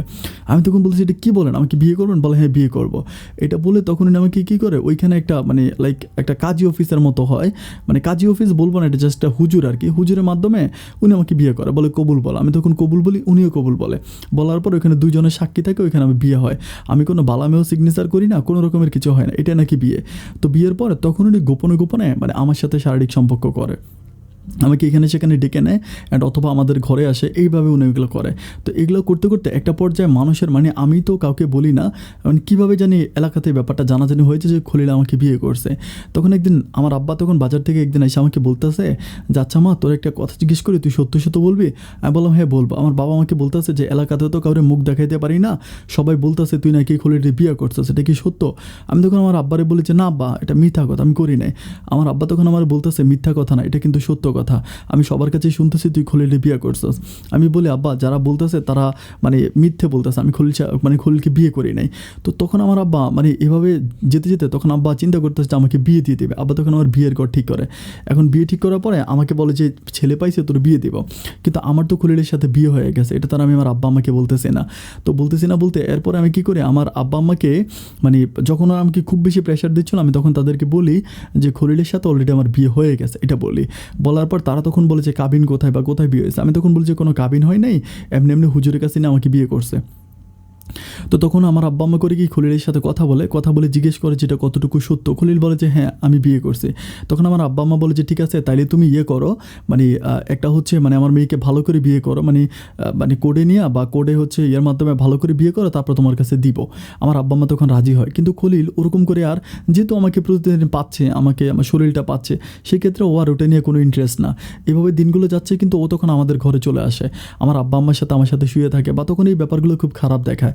একদিন আমার আব্বা আম্মাকে ওকে করে কি যে গ্রামের আরও 2-3 জন মানুষ নিয়ে দরবার ডাকার পর তখন খলিলকেও ডাকার পরে তখন খলিলকে বলা হয় যে এই ঘটনা, এখন খলিল তুমি কি করবা, মানে তুমি এভাবে তো ওদের ঘরে আসতে পারো না বা এটা করতে পারো না। তখন ও খুব কিন্তু রাগই থাকে। আমি আগেই বলছিলাম যে খলিলকে সবাই ভয় পায়। খলিল ওর কাছে সবসময় একটা রান্দাও থাকে, অনেক বড় রান্দাও, যেহেতু ওর বাগান আছে। ওই বাগানে আমরা সিলেটি মানুষরা বুঝি, মানে বাগান মানে হচ্ছে অনেক রকমের ফলের বাগান থাকে, ওরকম বাগান আছে। তখন হচ্ছে উনি মানে ও তখন মানে সন্ধ্যার সময় সবাই মানে ও তখন মানে যখন সবাই ওর বকাবাদ্য করতো তখন সবার সামনে গরম হয়ে যায়। গরমে আমার বলতেছে যে এই নাসরিন তুই আমার বিয়ে করছস, তুই আমার সাথে যাবি, এখন যাবি, এখন আমি তোকে এখন নিয়ে যাব। তখন আমি আমার আব্বা আম্মার কথা দিকে তাকাই, তখন ও কোনো কথা না শুনে রান্দাওটা বের করে ও তখন সবার সামনে আমার হাত ধরে টান দেয়। ও যখন হাতে রান্দাও থাকে তখন আমাদের গ্রামের কেউ আর ওর সামনে দাঁড়ায় না দাঁড়ানোর পর ও তখন ওইখান থেকে আমাকে টাইনে হিসেবে নিয়ে যায়, মানে আমাদের এখানে সিএনজি স্ট্যান্ড থাকে, সিএনজি স্ট্যান্ডে নিয়ে আমাদের সিএনজি নিয়ে চলে যায়। তখন কেউ মানে ও যখন রান্দাও নিয়ে দাঁড়ায় ওর সামনে তখন কেউ কথা বলে না। তখন সিলেট শহরে আসে, আইসাও আমার সাথে মানে সংসার করতে শুরু করে, একটা ঘর ভাড়া করে ওখানে থাকতেছে, কিন্তু কোনো কাবিন নেই, কিচ্ছু নাই, ওই মুখের বিয়েতে। তো এইভাবে থাকতেছে। আমি তখন আমার আব্বা আম্মার সাথে ফোনে কথা বলি, তারাও আর ব্যাপারটা নিয়ে কিছু বলতেছে না, যেহেতু এত একটা ঘটনা ঘটে গেছে, ওইখানে তোর বউ আছে। এইভাবে দিনগুলো কাটতেছে। আমি তখন আর আমার আব্বা আম্মার কাছে যাই না, আমি ওইখানে থাকি। যেতে একটা পর্যায়ে আমার তখন আবার খলিলের ঘরে একটা মেয়ে সন্তান হয়। তখন আমি সিলেটে ভাড়া থাকি হোটেলে, মানে হোটেল মিনস হচ্ছে ওইখানে একটা মানে বাসা ভাড়া থাকি। তো এরপর আমার একটা মেয়ে সন্তান হয়। মেয়ে সন্তান হওয়ার পরে তখন ওই সিলেট থেকে তখন আমি আমাদের যে গ্রাম আছে, গ্রামের বাড়িতে আমার মেয়ে সন্তানটাকে নিয়ে আসি। আসার পরে এই ব্যাপারগুলো খলিলের বউ তখন জেনে যায়। মানে খলিলের বউ কিন্তু এ পর্যন্ত জানতো না যে ও আমাকে ওইখানে নিয়ে লুকিয়ে রাখছে, এটা কিন্তু জানতো না। যখন জানতে পারে যে আমার একটা মেয়ে হয়েছে বা খলিলের মেয়ে এটা, তখনও জানতে পেরে ও করে কি মানে খলিলের নামে থানাতে গিয়ে মামলা করে দেয়। মামলা করে দেওয়ার পরে পুলিশ এসে তখন খলিলকে ধরে নিয়ে যাওয়ার পরে তখন ধরে নিয়ে যায়। তো এখন মানে আচ্ছা, প্রথমে কিন্তু খলিলের সাথে মারামারি হয় ওর বউয়ের মানে প্রথম বউয়ের মারামারি হয় এগুলো নিয়ে মারামারি হয় আমাকে নিয়ে। তারপরে যখন মারামারি হয় খলিল কিন্তু তার বউকে খুব মারে। তো বউ কিন্তু রক্তাক্ত শরীর নিয়ে মানে থানা থেকে স্বামী নিয়ে মানে খলিল নিয়ে মামলা করলে তখন পুলিশ এসে খলিলকে ধরে নিয়ে যায়। এখন খলিলকে যখন ধরে নিয়ে যায় তখন খলিলকে ওইখানে আটকায় রাখে 5-6 দিনের মতো। আমি কিন্তু ব্যাপারটা জানি, আমি কিন্তু তখন আমার ওই মেয়েটাকে নিয়ে আমি আমার বাবা মায়ের কাছে আসি। যখন জানতে পারি যে ওকে থানাতে ধরে নিয়ে গেছে, একটা পর্যায়ে তখন ওই থানা থেকে মানে খলিলকে ছাড়া হয় আপাতত টেম্পারারি, যে তোর 2টা বউ আছে, একটা বউ ছেড়ে দিবি আর একটা বউকে নিয়ে তুই সংসার করবি, এরকম করে বলে। তো এরপরে যখন আমাদের এখানে আসার পরে তখনও আমাকে বলতেছে যে একটা কাজ করো, তোমাকে একটা কথা বলি, তুমি রাগ করো না, মানে আমার একটা কথাটা শোনো, আমাকে এটা বলে। আমি বলি কী কথা? পরে বলে যে তুমি আমাকে আপাতত ডিভোর্স করে দাও। মানে এরপরে আমি তখন মানে আপাতত যখন ডিভোর্স করে দিবে, আমি এটা কাগজে জমা দিয়া তখন তো আমার মানে সব কিছু ঠিক হয়ে গেছে। এরপর আমি কি করব, ওই থানা থেকে মুক্তি পাইলে আমি তখন আমার বউ মানে প্রথম বউকে ডিভোর্স করে তারপর তোমার আবার বিয়ে করব। আমি তখন বলি যে না, এটা হতে পারে না, আমি তোমাকে কাগজে সিগনেচার করে দিব না, এটা বলি। তখন আমার সাথে একটু রাগ করে খুব রাগারাগি করে তার সে 7-8 দিন পর তখন লুকিয়ে থাকে, থানা থেকে লুকিয়ে থাকে। 7-8 দিন পর ও তখন মাছ বিক্রি করবে আর কি, ওর মাছ বিক্রি করবে। তো মাছ বিক্রি করতে হলে কিন্তু ওর মাছ ধরতে হবে, অনেক টাকা লাগবে। তখন ও বলে যে আমাদের কাছে 1.5 লাখ টাকা আছে, এটাও জানে। ওর কিন্তু অনেক বড় একটা মাছের ঘের আছে। তো বলে যে মানে আমাকে বলতেছে যে তোমার এই টাকাটা দাও, আমি মাছগুলো ধরার পর মাছ বিক্রি করে তোমার টাকা দিয়ে দেবো, এটা বলে। আমি তখন বলি যে না, আমার টাকা আমি দিব না। আমার আব্বা আম্মাকেও বুঝায়, অনেক বুঝে আমার আব্বা আম্মা বলে ঠিক আছে, তাহলে একটা স্ট্যাম্পের উপরে তখন সিগনেচার দিয়ে তখন আমাদের কাছ থেকে 1.5 লাখ টাকা নিয়ে যায়। 1.5 লাখ টাকা নিয়ে যাওয়ার পরে ও তখন ওই 1.5 লাখ টাকা নিয়ে যায়। তো আমার বাবা মা তখন বলতেছে, যেহেতু ও কিন্তু বলে যে ওর বউকে, মানে প্রথম বউকেও তালাক করে দিবে, এটা ওয়েট করাইতেছে আজকে কালকে। তো করাইতেছে, আমি ওর ভিতরে একটু পরিবর্তন দেখতে পাই, মানে বিশাল আকারে পরিবর্তন। মানে পরিবর্তন বলতে ও তখন আর আমার কাছেও আসে না, বা আমি তাকে মেয়েটাকে নিয়ে থাকতেছি, আমার কোনো খোঁজ খবর নেয় না। কিছুদিন পরে আমি তখন বলতেছি, আমার ভাইয়া তখন হচ্ছে, মানে আমার একটা ভাইয়া তখন হচ্ছে মানে অবৈধ পথে ওমান যায়, ওমান থেকে হচ্ছে গ্রিস হয়ে আমার ভাইয়া হচ্ছে ইউরোপে ঢুকবে। তো গ্রিসে গিয়ে ভাইয়া ধরা খায়, ভাইয়া টাকা লাগবে। তো আমার আব্বা মা তখন জায়গাটাকে বিক্রি করে টাকা দেয়, আরও কিছু টাকা লাগবে। তো তখন আমার আব্বা মা করে কি, আমার স্বামীকে বলে, মানে হচ্ছে খলিলকে বলে যে তোমার কাছে যে 1.5 লাখ টাকা পাবো দাও, এখন আমাদের ছেলে বিপদে পড়ছে, ও তো বিদেশ যাবে। তো এখন ও বলতেছে যে না, মানে আমি হচ্ছে দিচ্ছে, এরকম করে ঘুরাইতে আসে, কিন্তু দিচ্ছে না। তো এইভাবে আমি যখন একদিন ঝগড়া করি, ও বলে যে ঠিক আছে, তোমার আম্মারে বইলো কালকে বাগানে তো টাকা আছে, কালকে সকালবেলা বইলো ওই স্ট্যাম্পটা নিয়ে আসতে, আমি স্ট্যাম্পটা নিয়ে তারপরে টাকা দিয়ে দিবো, এটা বলি। তো তখন আমি আমার মাকে বলি যে মা, তোমারে যাইতে বলছে এমনি। তখন মা কী করে, সকালবেলা স্ট্যাম্পটা নিয়ে ওইখানে যায়, যাওয়ার পরে স্ট্যাম্পটা ওর হাতে দেওয়া, তখন স্ট্যাম্পটা পরে বলতেছে আপনি বসান, আমি টাকা আনতেছি। তো তখন আমার মার ওইখানে বসে ও বের হয়ে যায়, ও আর বাগানে আসে না। আমার মা রাত পর্যন্ত বসে থাকে, ওর মোবাইলটাও বন্ধ। ও এর পরের দিন ও আসে, আসার পর আমি তখন বলি যে আমার মারে টাকাও দিলে না, স্ট্যাম্পটা নিয়ে গেলা, এটা তুমি কেমন কথা করলা? তখন ও মানে খুব খারাপ ব্যবহার করে আমার সাথে করে। তখন আমি কী করি, আমার এলাকার চেয়ারম্যান মেম্বারটাকে আমি ওর নামে মানে আবার দরবার করি। আর ওই থানার দরবারটা, মানে থানার মামলাটা কিন্তু টাকা দিয়ে ও জানি কেমনে ম্যানেজ করে ফেলছে। এরপরে আমি দরবারে সবার কাছে বলি যে আমার কাছ থেকে এরকম 1.5 লাখ টাকা নিয়ে গেছে, স্ট্যাম্পে সিগনেচার করে, এখন স্ট্যাম্পটাও এভাবে নিয়ে গেছে, এটা আমি বলি। বলার পর তখন সবাই ওরা জিজ্ঞেস করে, ও বলে যে না, আমাদের কাছ থেকে কোনো টাকাই নেই, যেহেতু আগেই দলিলটা নিয়ে গেছে। বলে যে না, কোনো টাকাই নেই, ওদের কাছ থেকে কোনো টাকা নেই। আমি তখন বলতেছি যে ঠিক আছে, ও এরকম করে বলতেছে, অস্বীকার, মানে পুরোই অস্বীকার। আমি তখন সবার সামনে বলি, ও যদি মসজিদে ঢুকে কোরআন মাথায় নিয়ে বলতে পারে যে আমাদের কাছ থেকে কোনো টাকা নেয় নাই, তাহলে আমার আর কোনো কিছু ওর কাছে মানে আমি করবো না, মানে ওর কাছ থেকে আমি আর কিছু শুনবো না, আমার কোনো কিছু দরকার নাই, আমি আর টাকা চাইবো না, এটা বলি। তো তখনও করে কি যে ঠিক আছে, ও তখন মানে গ্রামের অনেকগুলো মানুষ সবাইকে নিয়ে ও তখন মসজিদে ঢুইকা ও তখন কোরআন শরীফ মাথায় নিয়ে বলতেছে যে আমি ওর কাছ থেকে কোনো টাকাই নেই, ওর পরিবারের কাছ থেকে আমি একটা টাকাও নেই।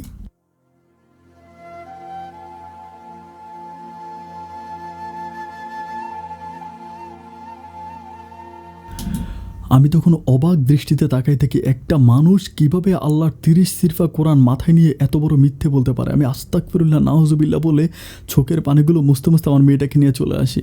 অ্যান্ড মেয়েটাকে নিয়ে আসার পরে তখন আমার মেয়েটাকে ওরা নিয়ে যাওয়ার জন্য খুবই চেষ্টা করে, মানে আমার মেয়েটাকে নিয়ে যাবো, আমার মেয়েটাকে আমার কাছ থেকে নিয়ে যাবো। তো আমি কিন্তু মেয়ে বাবু অনেক পছন্দ করি। আমার যখন প্রতীকের সাথে বিয়ে হয়েছিল তখন আমি মেয়ের জন্য কান্নাকাটি করতাম। তো তখন ওরা আমার কাছ থেকে মেয়েটা নিয়ে যাবে, আমার মেয়েটাকে ওরা আমার কাছ থেকে নিয়ে যাবে, মেয়েটা দিবে না, বিভিন্নভাবে আমার কাছ থেকে মেয়েটা নিয়ে যাবে। অ্যান্ড একদিন জোর করে খলিল আমার কাছ থেকে মেয়েটা নিয়ে যায়। দর্শক বন্ধুরা, এরপরের কথাগুলো খুবই করুণ। ওনার মেয়ের জন্য উনি কী করেছে, মানে ওনার মেয়ের জন্য উনি যেটা করেছে আর কি, এটা আসলে মায়ের জন্য সর্বোচ্চ ভালোবাসা সন্তানের, উনি তাই প্রকাশ করেছে। চলেন আমরা বাকি গল্পের অল্প কিছু অংশ বাকি আছে, এই সম্পূর্ণ গল্পটা ওনার কাছ থেকে, বাকি অংশটা ওনার কাছ থেকে শুনি। মেয়েটার এখান থেকে নিয়ে গেছি, মেয়েটাকে নিয়ে চলে গেল। মেয়েটার এখান থেকে নিয়ে গেছি, নিয়ে যাওয়ার পরে আমি মেয়েটার আবার নিয়ে গেছে, তখন তো আমি একবারে পাগল হয়ে গেছি। হায় রে, আমি পাগল, আমার খুব বাইন্দাও রাখতে পারেন। তারপর আমার এখান থেকে কি করলো, আমার বাবা মা, আমার ওই যে ফুফু, যে ছোটবেলা ফুফুর বাসায় গেছিলাম, আমেরিকার ফুফু, ওনাদের বাসা আমার নিয়ে ওরা আমার সিগল বন্দি করে রাখে ওইখানে 2 মাস সিগল বন্দি করে রাখার পরে আমি শুনছি যে আমার বাচ্চাটা মরণের অবস্থা, সিলেট হসপিটাল ভর্তি।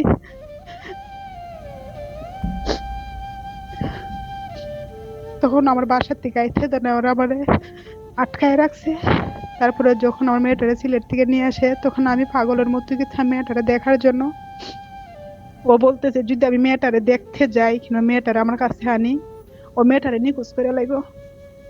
আমি তো জানোস কিরকম, যদি মেয়ে দেখার সুযোগ, যদি মেয়ে দেখতে চাস, মেয়ে হয় মাইরা ফেলাই দিব, নাহলে এমন জায়গায় ফালক দিলাইমু, কেউ জানতো না। এখন তার বাইয়ে বুঝে আমার দেখ নাসরিন, তার বাইয়ে দেখ রে বোন, তোর লেগে তো অনেক যুদ্ধ নিজের বাইয়ের সাথে করলাম, এখন তার সাথে পারতাছি না। এখন বাইয়ে তারা ঝগড়াঝাটি লাগিয়ে গেছে, তারা বাইয়ে বনাবনি নাই, ঝগড়াঝাটি লাগিয়া। তখন দেখ রে বোন, যদি তোর বাড়ির কাছে বড় হয়, একদিন ফরিল তোর মায়াটারে দেখবে, এখন যদি তুই একটু বেশি দেহার দিকে বাড়াবাড়ি করছে, হে যে বেটা হয় বাচ্চারা মাইরা ফেলাই দিব না, হে কোনো ফালক নেই দিয়ে লাইব, আমরাও কইতে পারতাম না। তার চেয়ে তুই সবুর কইরা থাক। এরপরে কি করছি, এখানে আমি রইছি দিনের দিন খান দিয়ে আমার মেয়ের বালিশ নিয়ে এটা নেই এটা নেই। তখন আমার ওই আপনি ননসের বাসার মধ্যে ওরা নিচ্ছে, তখন আমি লুকিয়ে আমি দেখতে গেছি আমার মেয়েরে। হেডফোন কিন্তু সামনে আজকে নিয়ে আমার কথা মেয়েটা বলেন। 3 বছর চলতেছে, আজকে আমার চলতেছে, আজকে আমার চোখের সামনে তো আমার মেয়েটার জন্য দিচ্ছে না, দেখতে পারছি না। আর ও যে আমি একটার জন্য আমি আমার এই জীবনের কাহিনীটা প্রচার করতেছে আপন ভাই, শুনছি আল্লাহ দুনিয়াতে যে যেটা করে আল্লাহর ফাঁক কালামটা নিয়ে যে ও থরে বেমানিটা করলো, ওর যে কিছু হইলো না আপন ভাই। বিশ্বাস করবেন নি, আমি মসজিদে আমাদের কোরআন তেলাওয়াত দিছি, কোরআন সিন্নি দিছি, তারপর আমি তসবিহ পড়াইছি, গরম তসবিহ পড়াইছি, আমি নিজে তাস্তের নামাজ পড়ছি, তাজুদ নামাজ পড়ছি, দোয়া করছি, খানছি, গরম তসবিহ পড়াইছি হাজার হাজার টাকা দিয়া। অনেক মোল্লা কবিরাজের কাছে গেছি, বিশ্বাস করবেন নি, টাকা পয়সা নষ্ট করছি, ওইদিকে আমার মেয়ে ঠারে নি দেয়ালে কোনো কাজ হয়েছে না, মোল্লা কবিরাজের কাছে এসে কোনো কাজ হয়েছে না, আমি নিজের ব্যক্তিগত ভাবে। তারপরে আমি অনেক চেষ্টা করছি মেয়েটার আমি দেখার জন্য, পাওয়ার জন্য, কিচ্ছু হয়েছে না আপন ভাই। কিন্তু এখনো সে দিব্যি চলাফেরা করতেছে, মসজিদে ঢুকে কসম খাইলো, ওর কিচ্ছু হইলো না আপন ভাই। আমি শুধু শয়তান, এটাই শুনেন তাজ্জব যে আল্লাহ আমি বলি শয়তানকে আল্লাহ দুনিয়াতে ছেড়ে দিয়েছে, শয়তানকে আল্লাহ দুনিয়াতে ছেড়ে দিয়েছে। দুনিয়া যত কাল আছে শয়তানকে আল্লাহ ধরবে না, শয়তানকে আল্লাহ ধরবে না। অ্যান্ড দুনিয়া শেষ হলেই শয়তানের বিচার হবে। সুতরাং আপনার স্বামী, উনি শয়তানের বংশধর, উনি ছিলেন শয়তানের বংশধর। কি নাম ছিল আপনার মেয়েটার? ছিল। নূরে জানা, যেটা হচ্ছে আপনার আমার মেয়েটা ইমন শুনেন, নাম। একটু কাহিনীটা শুনেন আপন ভাই। হুম হুম, জি, বলেন। এরপরে আমি কি করছি, অনেক হুজুরের কাছে যাই, বলে তো হুজুর কেন ওর কিছু হলো না, হুজুর বলে দেখো পাখিদের কিছু, অনেক মোল্লা হুজুরের কাছে যাই, আমাকে আপনারা তাবিজ দেন, টাকা পয়সা দিয়ে, কিন্তু ওরা কিছু ধরে না। ওরা বলে যে পাখিদেরকে কিছু ধরে না, ঠিক আছে, পাখিদেরকে কিছু ধরবে না, তুমি এক কাজ করো, আল্লাহর কাছে বিচার দেয় দেখ। এখন তাজুদ নামাজ পড়ি, আল্লাহর কাছে বিচার দেই, তারপরে যেমনি যেটাই হোক, আজকে 2 বছর বড়া, কিন্তু মেয়েটারে দেখতে পারি না। বাড়ির ঘরের মধ্যে কেউ চাকরি টাকরি করবার লাগে দেয় না, আমি টেলারি করবার লাগে দেয় না। এখন যাই হোক, না জানাই আমি বিদেশের লাইন ফাইন কইরা এই যে রমজানের মধ্যে আমি আসছি, এখন আমার 9 মাস চলতেছে। আমি রমজানের মধ্যে আমার বাবা মারে না জানাই আমি বিদেশ চলে আসছি, লুকাইয়া কইরা 15 দিন পরে, 15 রমজানের মধ্যে আমার বাড়িতে জানাইছি আমি বিদেশ আসছি। আসার পরে যাই হোক, এখন একটা কাহিনী কি, আমার মেয়েটা আজকে ছোট্ট, এই যে 12 মাসের নিচ ছিল, আমার মেয়েটা কিন্তু বুকের দুধ তখন খাইতে দেয় নাই, ওরে আলগা খাওয়াই আমার মেয়েটা কিন্তু মরে যেতেছিল, ওরে সিলেট ভর্তি রাখছে, তারপরে ও ফাঁসনটা আমার দেখতে দিচ্ছে না। যাই হোক, এরপরে এখন বিদেশ হওয়ার পরে এই যে আপনার গত কিছুদিন আগে আমি মেসেজ করছিলাম যে ভাই, ওই যে আপনার কিছু কিছু ছন্দ আছে, যে ধৈর্য ধরে ধৈর্যের ফল হওয়া যায়, শুধু আল্লাহ দরবারে খাইন্দা শুধু এতটুকু কই, আল্লাহ জীবন তার বিয়া শাদী বইতাম না, টাকা পয়সা দ্বন্দ্ব তোমার কাছে কিচ্ছু চাই না, শুধু শুধু আমার মেয়েটারে তুমি দেখার সুযোগ করে দাও। কিছুদিন আগে কিভাবে জানি আমার ননদ বোন, হুম হুম, আমি এখন সমিতি, আমি 1.5 লক্ষ টাকা সমিতির থেকে উঠাইছি, আর এখানে আসার পর একটু বাই বাজার ছিল, আমি এখন সমিতি থেকে 1.5 লক্ষ টাকা উঠেছি। তো আমার ননদ এখন আমার ফোন দিছে, এমনি এমনি আপা, তুমি যখন টেকা উঠাইছো আমার কিছু টেকা ধরো, তুমি আমার টেকা দিও। আমি কইলাম যে তোমরা নাম যদি আমার বাপ মাই হনে আমার তেজ্য পুত্র হইরা দিবার, তোমরা টেকা দেও না, হয় তোমরা, তুমি গরো চাচা চাচারে হুনায় না আমার যে টেকার দরকার, আমি তোমরা বাইয়ে করছে এক খাম বেইমানি, কই যদি হুনি তুই তার বোন তোরে টেকা দিতাম, আমার বাপ মাইকে বোন মাইরা লেবো, তুমি গরো জানাইও না, তুমি আমার লুকাইয়া দিও, তোমার আমি লাভ দিব। আমি বলছি না বোন, দেওয়া সম্ভব না। ঠিক আছে, যদি আমি পারি আমার বেতন থেকে বাঁচাইয়া লুকাইয়া দিতাম, তোর সুদ দেওয়া লাগতো না, 5-10 হাজার টাকা তোর এমনি দিমুনে, তোর সমস্যাটা তুই সমাধান করিস নি, কিন্তু আমার ফ্যামিলিরে জানাইতাম না। আমি ওর ওই কথা বলছি, আমি বলছি দেখ তুই জান্নাতের কাছে যাস নি, জান্নাতের দেহস নি, আমার জান্নাতের একটু ভিডিও করলে মাথায় বিনি, আমার এমনি ভিডিও করলে মাথাতে পারতাম না, যদি বাইশ হবে দেখুন সমস্যা হইব, আমি তোমার একটা ছবি দিমুনে। আপন ভাই দেখেন, আমার মেয়েটার 12 মাস পরে যে একটা পিক পাইছি আমি, আমার মেয়েটা যদি আপনি দেখতেন এখন ভাই, আমি পিকটা কিন্তু আমি সারাদিন খুঁজতেছি, আমার মেয়েটা 4 আপনি মাস আপনি বয়স, হেডফোনটা, 8 আপনি কেজি ওজন হেডফোনটা ছিল। সামনে নিয়ে কথা বলেন। আপনি নাসরিন হেডফোনটা সামনে নিয়ে কথা বলেন। আমার মেয়েটা 8 মাস বয়সে 4 মাস বয়সে 8 কেজি ওজন ছিল, ডক্টর বলছিল যে ওরে ওজন কমাইতে, ও এত সুন্দর ছিল আর এত মোটা সোটা ছিল, আজকে আমার মেয়েটা এতিমের মতো। দেখেন আমার আপু ভাই কিভাবে দাঁড়ায় রয়েছে আমার মেয়ের, 12 মাসে মেয়েটা নিয়েছিল আর আজকে এত বড় হয়েছে পরে আজকে এমন 15 দিন হয়েছে আমার মেয়েটার আমি দেখতে পারছি ওই ছবির মধ্যে ওরা কথা বলাইছে না আমারে ভিডিও কলে দেখাইছি ও না কথাও বলাইছে না শুধু আমার মেয়েটার পিকটা দিছে এখন ভাই দেখেন আমি একটা পিক ছাড়ছি আপনার কাছে দেখেছি, আমি দেখেছি। দেখেন, আমি একটা কথা বলি, শোনেন। আপনি কান্নাকাটি করলে আসলে এটার কোনো সমাধান হবে না। কান্নাকাটি না করে আপনি আল্লাহর কাছে হাত তুলে দোয়া করেন। আল্লাহ, আপনি আল্লাহর একটা পবিত্র জায়গায় আছেন, যেখান থেকে আল্লাহ দোয়া সবচেয়ে, পৃথিবীর ওই জায়গার থেকে সবচেয়ে বেশি দোয়া কবুল হয়। ওখানে আপনি আল্লাহ তাআলার কাছে দোয়া করেন, আল্লাহ আপনার মেয়েটাকে অনেক ভালো রাখবে। আর আরেকটা ব্যাপার হচ্ছে কি যে আপনি এই ব্যাপারটা চিন্তা করেন, আপনার সংসারে অভাব থাকার কারণে কিন্তু আপনার জীবনে এই প্রবলেমগুলো আসছিল। আপনার শ্বশুরের প্রবলেম, তারপর আপনার স্বামীর প্রবলেম, তারপরে স্বামীর হোস্টেলে থাকা মানুষের প্রবলেম, শাশুড়ির প্রবলেম। এইটা কিন্তু আপনার আপনার মানে আপনার গরিব থাকার কারণে, দ্যাট মিনস হচ্ছে আপনার অর্থ দুর্বলতার কারণেই কিন্তু আপনাকে এরকম বলিটা দেওয়া হয়েছে। আপনার পরিবার যদি স্ট্রং থাকতো তাহলে এই কাজটা করতো না। আপনি বিদেশে আছেন, ওখানে টাকা উপার্জন করেন, অন্য কারোর জন্য না হোক, অন্তত আপনার মেয়ের জন্য, আপনার মেয়ের জীবনটা যেন আপনার মতো না হয়, আপনার মেয়েটা যেন আপনার মতো কষ্ট না পায়, আপনার মেয়েটা যাতে আপনার মতো করে লাঞ্ছিত না হয়, অপমানিত না হয়, সেজন্য আপনি কিছু টাকা পয়সা জমান, অ্যান্ড জমানো টাকা দিয়ে আপনার মেয়েটাকে আপনি মানুষের মতো মানুষ গড়ে তোলেন। আজকে না হয় আপনার মেয়ে, আপনি বাংলাদেশে যখন যাবেন আপনার মেয়ে আপনার কাছে চলে আসবে।